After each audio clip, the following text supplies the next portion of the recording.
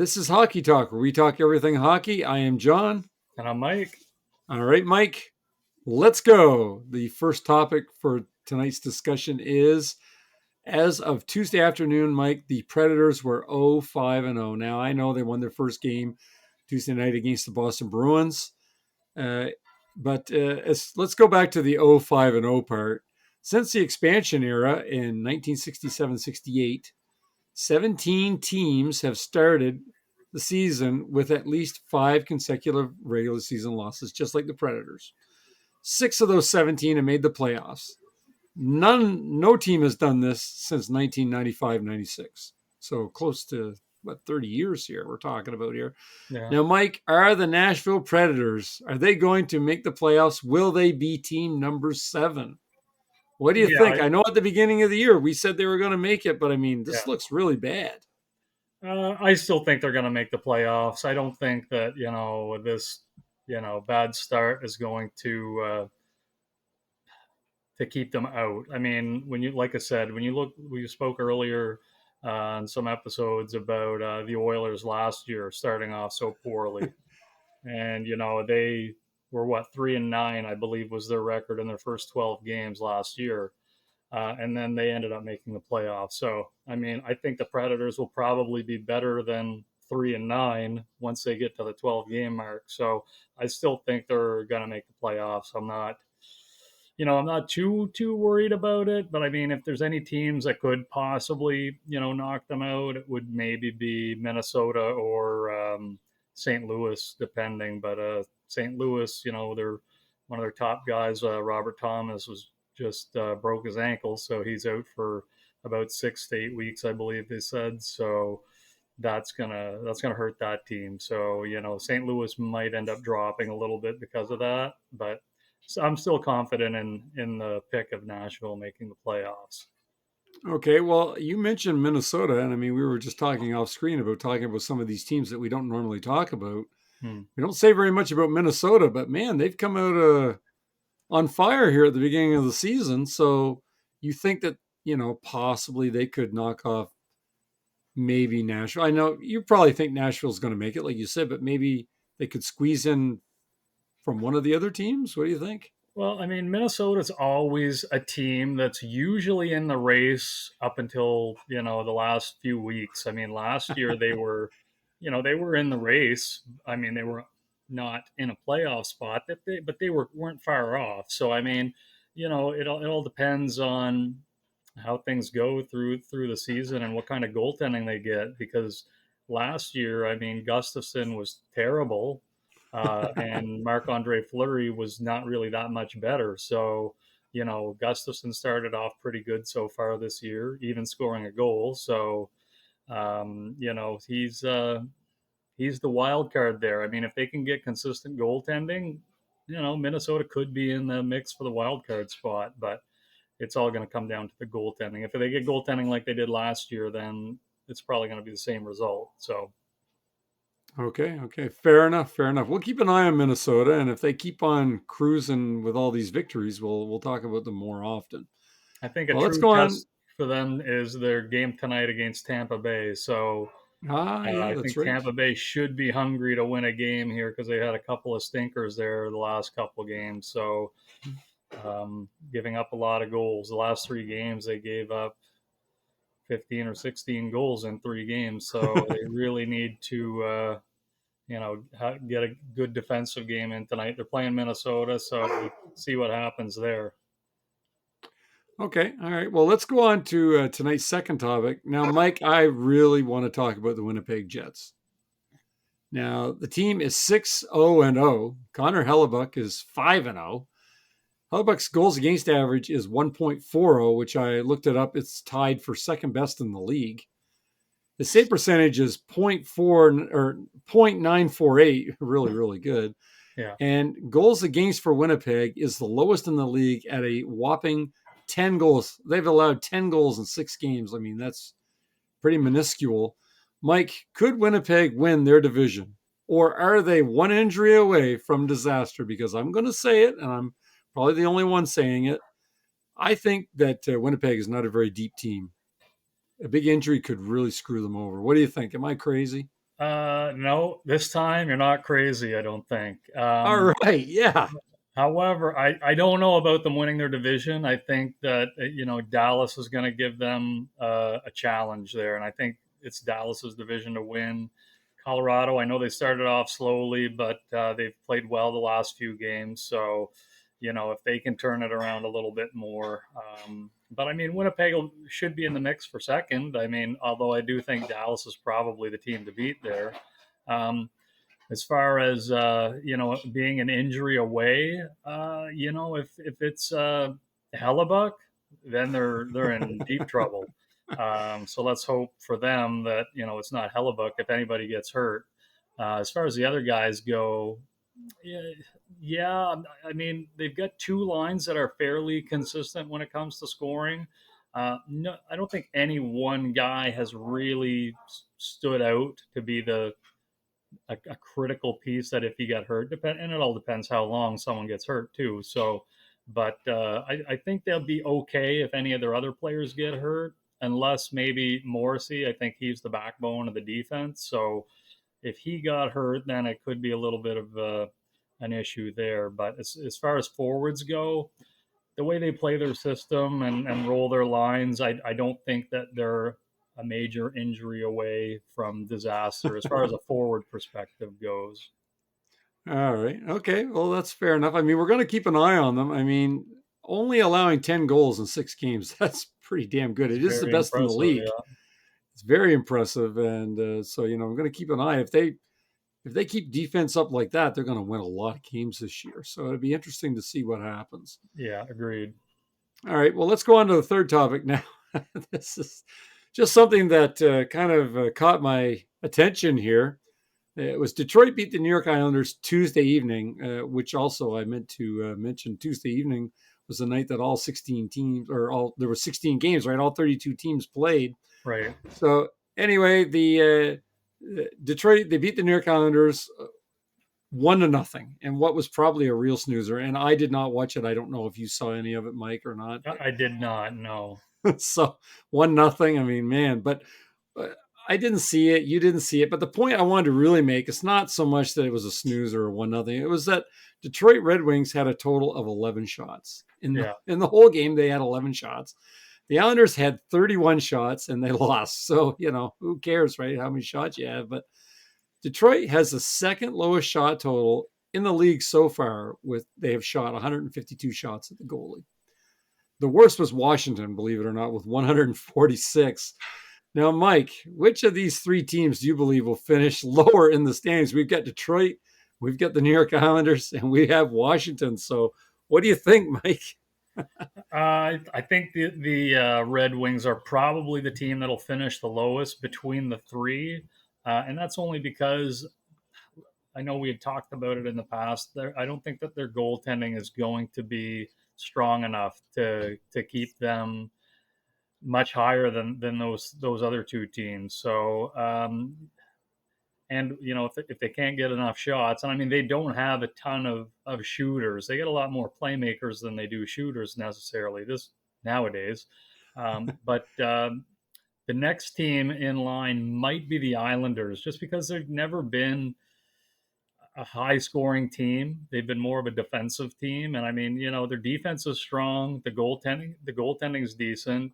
As far as scoring goals though, I mean, they've got, one line that can score. I mean, they got Barzal, Horvat, and, basically whomever that they put with them, but they don't have a ton of forward scoring depth. So, the Islanders, that's why I said when we did our preseason predictions, if any of the playoff teams from last year were to miss, I had said Washington or the Islanders would be the team. And with that being said, the Capitals had made improvements in the offseason. So I think that, right now, if I had to pick, I'd say the Capitals would probably be the team that got in. I mean, if you look at the way that they, kind of manhandled the Flyers the last two nights there, if they can play like that, then, they should get in. And I mean, the goaltending's been good. Thompson's played well for them. Lindgren's been all right. So they've won, I think, 5 games in a row now. So, That's right. Yeah. so they're on a roll. So, if they can keep that going, I mean, you know, the Capitals, they, like I said, with the moves they made in the offseason to improve the team, they look like they would probably be the team that makes it into the playoffs again this year. Right. Well, I mean, the Capitals, like you said, they made moves. They've improved their team. They may have the lowest shot total so far this year, but they're winning games and they don't look Yeah. bad doing it. So, you know, I agree with you. I think it's probably Washington will probably make it out of the three. We'll see what happens though. I mean, I've liked Detroit for years. I'd like to see them do better, but they Yeah, I'm just just don't not have the sold. horses. Yeah. No, I mean, the team that they've got, I mean, they have solid players on the first two lines. More, they got a good mix of veterans and young guys. Like they got Kane and Tarasenko who have been around for a while. DeBrincat has been in the league for a little bit now, and then they got the younger guys like they got Raymond, um, Larkin, still fairly young. I mean, those guys they're good players. So their top two lines look pretty good. As far as defense goes, though, I mean, after Sider, you're not going to get much offense out of these guys. Like they brought in Right. Eric Gustafson, who is really a depth defenseman or a power play specialist. He's not a guy that can play even strength minutes. His plus minus is horrible for even strength. So and the goaltending is weak. I mean, they really need to have these guys go on a real good run, and I just don't see it. I mean, they've got Talbot and Lyon there now. They put Husso on waivers, so and Talbot and Lyon have they've never been really reliable. So I just don't see Detroit being able to get into the playoffs with the goaltending and the defense the way it is. So Yeah. They just don't have the horses. They just don't have enough strong players to yeah, I mean they got probably some get them solid in. forwards, but I don't think that's going to be enough to carry them. Okay, well, fair enough. I think that's a great answer. Let's go on to the fourth topic for this evening. I want to talk a little bit about Cale Makar. He's leading the NHL in points after Tuesday's game with 14 points. Now, obviously, that means he's leading the defensemen in points as well. Now, Rasmus Anderson and Victor Hedman are in second place with 8 points. Now, this is as of Tuesday. I know things Yeah. have changed now. We're recording here on Thursday night, but this was as of Tuesday when I made up these questions. Mike, will Makar best all other defensemen and end the season with the most points? What do you think? If he stays injury free, no question, he'll lead the defense in points. It's funny that that you brought this up because I was talking to some of the guys in one of my other hockey pools, and going into last night's game, Cale Makar had the double the amount of points than the entire Philadelphia Flyer defense corps combined. So he had 14 points, and the whole Flyers defense had 7. With that being said, I mean the Flyers defense it's atrocious. Like they have no creativity on the back end. Their last creative player that they had back there was Gostisbehere, and they literally gave him away for nothing, uh, which is so irritating. And it was irritating then, and it's irritating now to me. So, but back onto the topic of Makar, I think he'll definitely lead the defense in scoring this year, probably by a decent margin, as long as he can stay fairly injury free. I don't see him winning the scoring title, though. Oh, that was my next question. Okay, well, it's generally going to be a forward in there, but I wouldn't be shocked if he was in the top 20. Like I can see that happening, maybe better, but he plays with strong guys in Colorado with McKinnon and Rantanen, and if Landeskog gets back and Nichushkin comes back in November, then they'll be even more offensive. So. I don't see, like I said, I don't see him winning the scoring title. However, he's definitely going to be, top 20 for sure, I would say, as long as he can stay injury free, like I said. Okay, well, I should have looked it up to see when the last time was a defenseman won the scoring race. I forgot to check it out. Yeah, Maybe any of our, oh, it you was know who it is? Bobby Orr. was He was the Bobby Orr. last defenseman to win the scoring title, and that was, well, 71. yeah, it's a long time. It was like 50 years ago now. They were talking about it on the radio today on the NHL network. So Oh, okay. All right. All so right. that's how I know. And the other thing that they had mentioned is in the history of the NHL, there has only been 31 Art Ross Trophy winners. Right. Because When so once you many take out the same ones that have person won wears. multiple times, in total, Yeah. there's been 31 players that have won the trophy. They said Gretzky won it 10 times.